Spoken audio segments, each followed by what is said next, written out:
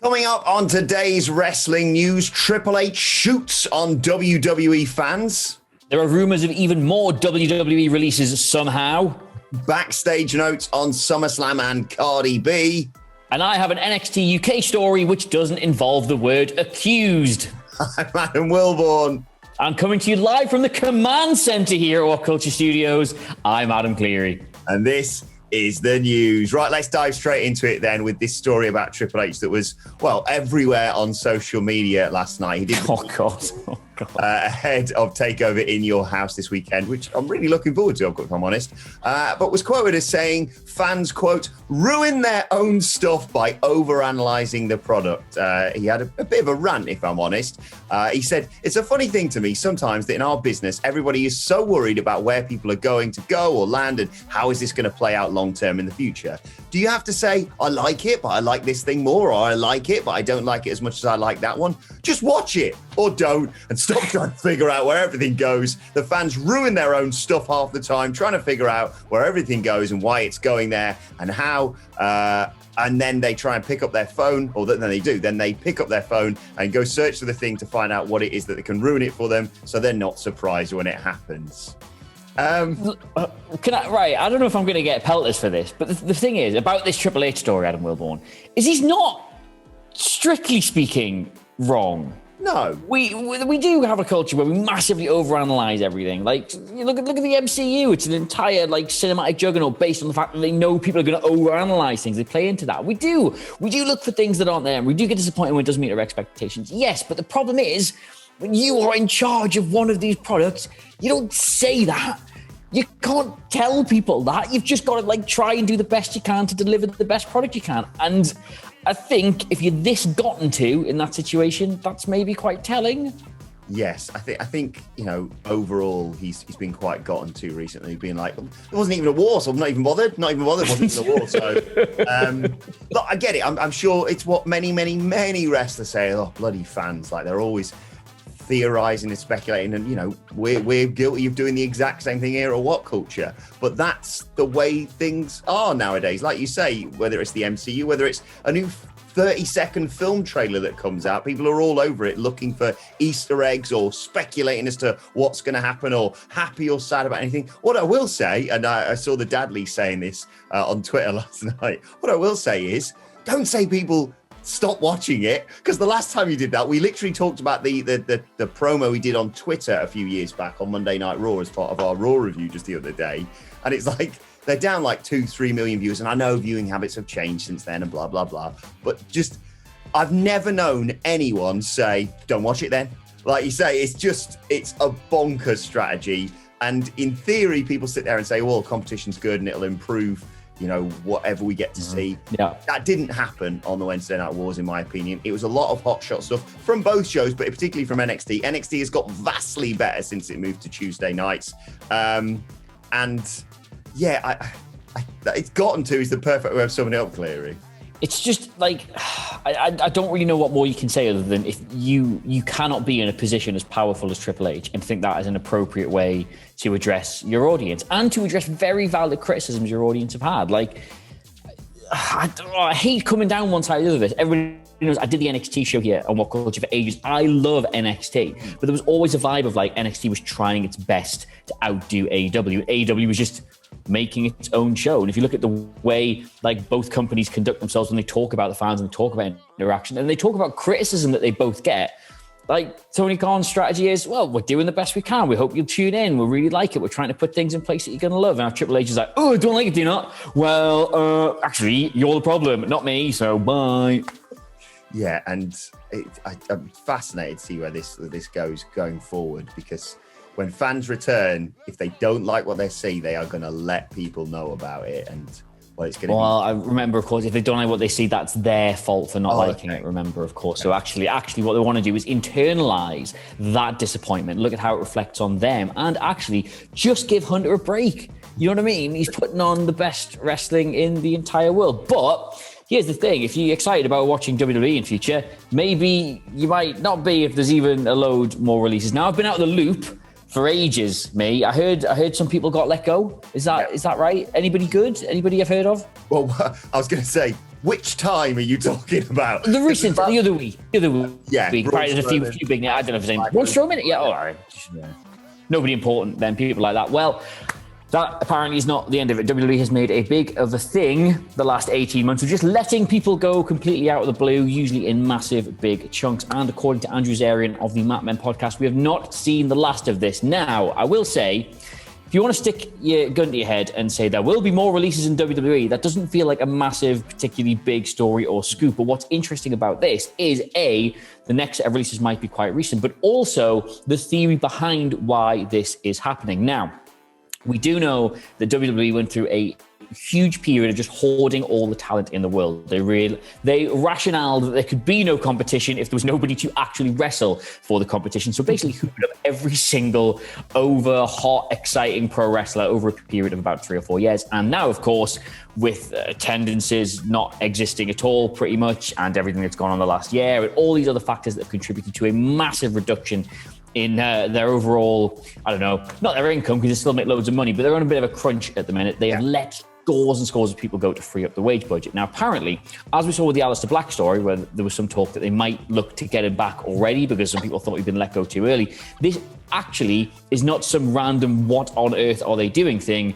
This is the strategy. They are letting talent go because they are able to, and then will think about renegotiating some of their deals at much reduced rates. So some of the people who've been released over the last 18 months, if they haven't wound up somewhere else, chance they could end up back in WWE pretty quickly, which would go for your Brauns and your Aleister Blacks and people like that, which is just, I mean, like, business is business. And yeah, they need to trim that wage budget. And yeah, they probably put people on ridiculous contracts when they sign the money they could never possibly hope to recuperate, just a case of stopping them going somewhere else. But this is cynical, isn't it? Yeah, I mean, the budget cuts excuse anyway was a load of bollocks. But the fact that, I mean, we talked about when Braun got released of them saying, well, he is on a monster contract because he knows his worth. And it's like, yeah, stupid idiot, valuing himself. It's baffling, this. You know, there's speculation about WWE being sold.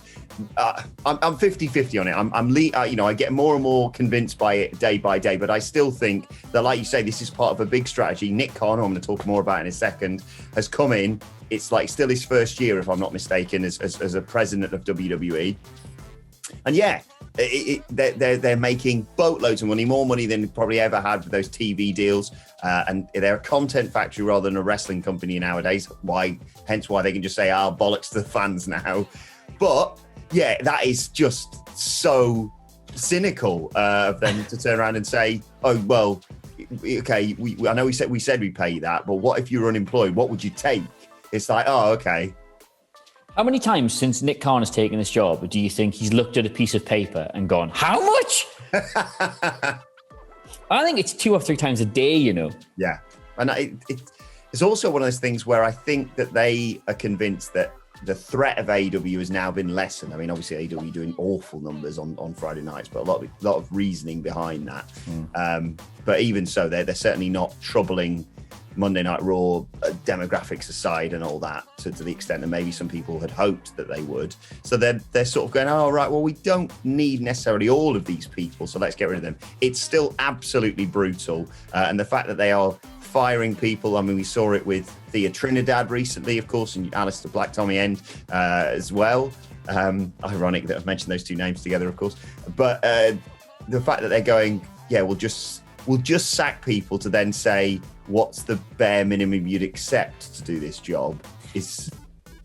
The thing is, the hoovering up, owning all the wrestling talent in the world policy versus not doing that and instead just having a compelling product that people will want to watch regardless of who's on it. You can either do one of those strategies or you can do the other.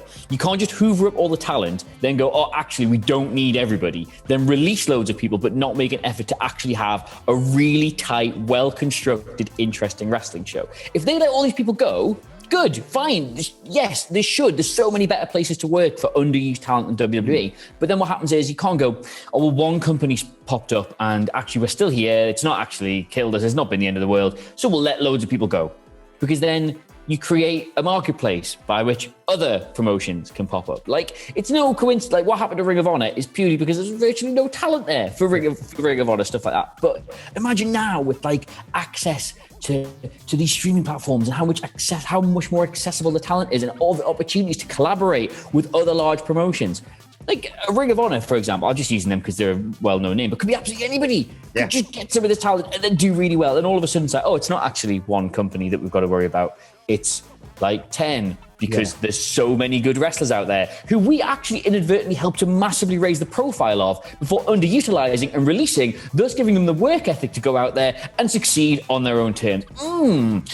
Anyway, here's a doll. It's simultaneously a depressing and a really exciting time to be a wrestling fan, basically. Yes, it is. Looking ahead to SummerSlam, more details coming out surrounding that huge SummerSlam they've got planned. Big rumors, of course, of John Cena versus Roman Reigns for the main event for that. Maybe even Brock Lesnar will come back and fight Bobby Lashley. We can dream. A lot of excitement around that. They want to make it WrestleMania caliber, as we reported on the other day. And it's Nick Khan, the driving force behind all this. WWE President, Chief Revenue Officer Nick Khan. That is, again, according to Andrew Zoni of the Mat Men podcast. And he's also the big push behind Cardi B being a SummerSlam host. We had Bad Bunny, of course, being heavily involved in WrestleMania. What do you reckon to Cardi B at SummerSlam, Theory? Right. A company the profile of WWE, right? They are huge. Nobody knows who any of their stars are anymore. Like, we realized that. I think it was Cardi B on Twitter ages ago who was like, Vince McMahon called me up, and all these wrestling fans started tweeting, and she was like, I'll stop you there. I actually know nothing about wrestling whatsoever. I know wrestling. I know WWE. I'm aware of the brand. I have no idea who any of these people are. Somebody told me Carmella was cool, though, and that's it, right? They should have far better cross appeal. There should be huge stars wanting to work with them. They should be a great place for people the stature of Cardi B to go, and they haven't been over the last couple of years. So Cardi B's cool. Good, get her on. It'll be good. She's doing WWE a favor by doing it. She is a much bigger star than anyone in that company currently, like that or not. But it's good. It's good for them. Don't quite know if it's good for her, but if you're a wrestling fan, you'll take it. Yeah, exactly. We were talking literally yesterday, me and Phil, about bringing mainstream eyes to the product, and people like Bad Bunny and Cardi B, you may or may not like them. I personally really like the contribution that Bad Bunny made. And yeah, he was really good. I realize I've said something now, and now I'm going to get people to be like, sorry, are you actually saying that Cardi B is a bigger star than The Fiend? And yes, she's mainstream. Your mothers have heard of who Cardi B is. They do not know what Lily is. That's that's the marker for it. Yeah, and I'd much rather sit with family members and watch WAP than watch anything to do with The Fiend or Alexa. Less embarrassing to sit and watch the WAP video than it would be to watch anything on Raw at the minute. If I was watching Monday Night Raw and one of my loved ones walked into a room, I would immediately put the WAP video on just to save embarrassment. Yes, it's a valid point. But more details on this as we get it, because SummerSlam's shaping up to be a massive, massive show this year. Right, bit of good news. I'm just going to start normally the format here. For those who don't understand the intricacies of the presenting world, which we absolutely garble and make a mess of every single time, the traditional format you want to do is to introduce the headline of the story first, so you have the information, and then to expand upon it. I'm going to do that. I'm going to set a little scene for you before I start. Can't remember the name of the astronaut, Adam Wilborn, or even if this story is true. Okay. But do you remember the one sent a man in space in his capsule, right? And he looked across the wonders of the cosmos, viewing the stars from a place so few had seen before, and he looked across the infinite blackness of it all, amazed and overawed by its beauty, and knowing that when he returned to Earth, he would not be able to articulate the wonders of what he's seen. All he could say to Mission Control was, "They should have sent a poet." Yes, I know that. Right. Well, as I woke up this morning to see that Meiko Satomura had won the NXT UK Championship, knowing I would not be able to fully articulate the brilliance and the wonder of this, all I muttered to myself was, they should have sent Adam Nicholas to do the Kaylee Ray has been NXT UK Women's Champion for about, I've got this written down, 4 million years. That reign came to an end last night. She has lost. Satomura is your new NXT UK Women's Champion. The final boss, which I think is one of the coolest names anyone's ever given themselves in pro wrestling. She now holds that belt. That is, NXT UK doesn't come up on the radar very often for reasons we would like to talk about. This is an amazing story. She's one of the best women's wrestlers ever. If you saw her in the Mae Young Classic, you know this. If you've seen her in her fleeting WWE appearances before this, you know this. This is a genuine, exciting prospect because, I think Kaylee Ray is fantastic. We've worked with her a couple of times. She's a incredibly talented wrestler, but there's not really any fresh matches for them to do in that division anymore. She's really dominated. When they brought her into NXT, like, that was really exciting because that was something fresh and something new. But this opens up a world of possibilities, not just for women who are already on the roster, but for women in other parts of the company. She could go on any brand with that belt and put on a match of the year candidate, in my opinion. This is great news. Yeah, absolutely. Commiserations to Kaylee Ray. She's a sensational reign. She sort of cleared out that division pretty much, and that's why they're to bring someone like Satomura in. But so exciting. I mean, NXT UK, two of the best champions in wrestling right now. I think it's fair to say, Walter and Satomura. And yeah, so excited to see where she goes next. I dread to think what happened in the Nicholas household watching that last night, but massive congratulations to her. Very excited to see where they go next with this. And we both know exactly what his reaction to that will have been, don't you? What? Spot on, yeah. That's exactly how he reacted. Let us know how you reacted in the comments. And we'll move on to your Twitter questions at WhatCulture WWE, of course, if you want to get in touch with us. First question today comes from Hypocrow 7th C, who says... Oh, I used to have that. They gave me a cream for it. Hello. First of all, thank you all for all that you do. Second, a premise followed by a question. I've thought about it and decided I'd love to see Tommy End, Aleister Black, become an assassin for a bit, jump from promotion to promotion to do nothing but bring devastation. Is that a silly idea, Adam Cleary? It's not actually a silly idea. You would have to. The problem with it is you'd need to get every single promotion on the same page. Like, the agreement is when he comes in, he's going to do this. There'll be a level of protection afforded that gimmick, but at the same time, they're all going to need to offer up relatively big stars. You can't let one promotion have their top guy get demolished by him, and then when he comes to see you, you just put him with some like local lad. Everybody has to kind of be on the same page with it. You have to know that when you book him. But if everybody is on the same page, everybody would agree to put somebody forward who would be a genuine good scalp for that. That's dead exciting. The only pitfall will come, and I'll tell you this now because remember, we know the business, boys. We've been there, we've done that. We've still got 400 t-shirts in a box somewhere. Whoever, sooner or later, this gimmick only works if sooner or later somebody gets to beat him. Yeah. Like, somebody gets to take the rub from all of these victories, and deciding which promotion and which star gets that rub would cause so many arguments. So many arguments. But in theory, from a fan's perspective, that is a great idea. Yeah, exactly. I love the like Elite Hunter stuff, for example, they're doing in AEW with Frankie Kazarian. This is just like a bigger version of that, effectively, just him showing up and targeting people. But yes, Cleary is very wise to point out that it's going to be difficult, to get these companies to all come together for this singular, really good idea.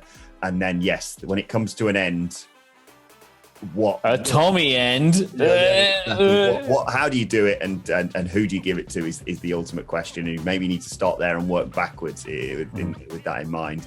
Second question today comes from Ashley Barr, who says, do you think Charlotte is the best champion in WWE? If not, who do you think is the best champion in WWE? I don't think anybody's done more with a belt in the last 2 years than Roman Reigns.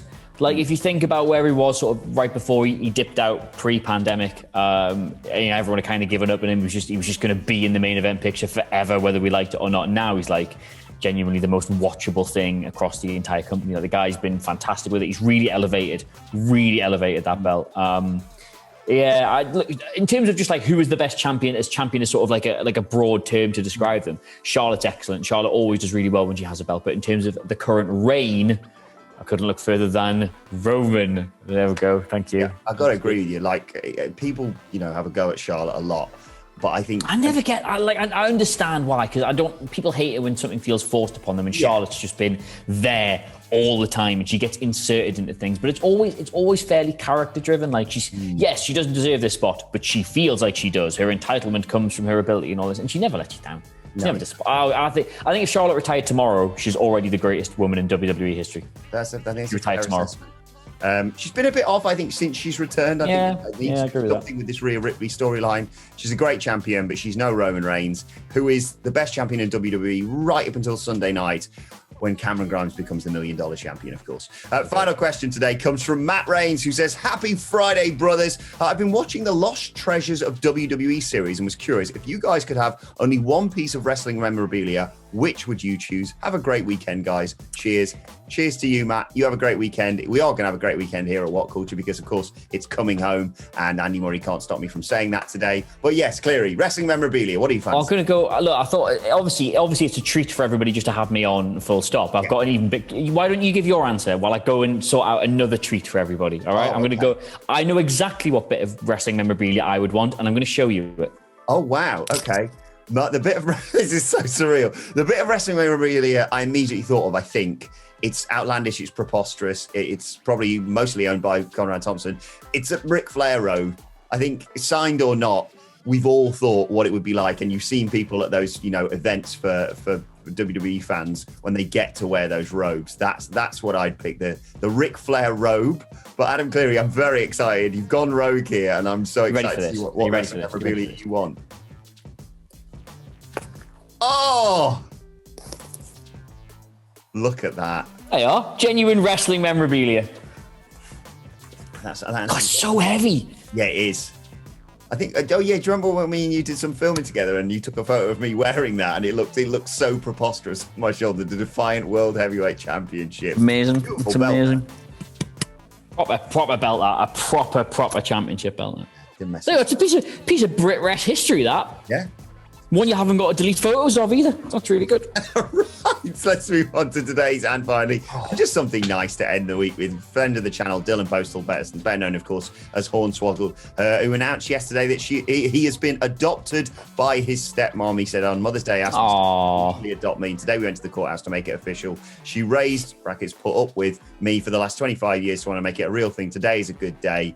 Massive congratulations to Dylan and his new mum. Just fantastic news that to end the week with, Cleary. Love that. Love Dylan. Just wish we could tell the stories we have about him. We can't. No, it can never. No. We will bump into him the next time we head out to America because he was great fun to spend time with. he was great fun. Right, let us know your thoughts on that and all today's news stories in the comment section down below. Don't forget to like, share, and subscribe to WhatCulture Wrestling on either iTunes, Spotify, wherever you get your podcasts from for daily wrestling podcasts. Got the SmackDown preview, the AEW Dynamite preview to come later on today, and of course WrestleCulture with the hashtag Bloody Good Quiz. Plus, let us know your thoughts and Twitter questions on Twitter at WhatCulture WWE. Watch there, follow both of us. You can follow Adam Cleary at Adam Cleary, CLERY. And you can follow me at Adam Wilborn. Follow us all at WhatCulture WWE. Cleary, great to have you back on the news, mate. I will. Hey, and absolutely. I've obviously got to get back to making us all millionaires now, but just a nice little break just to do the content again for all time's sake. I do miss it. Miss all our little faces. Miss all our little thoughts and feelings, and you, of course. I miss you too, mate. Great to have you back. Thanks for watching, and we'll see you soon. Bye.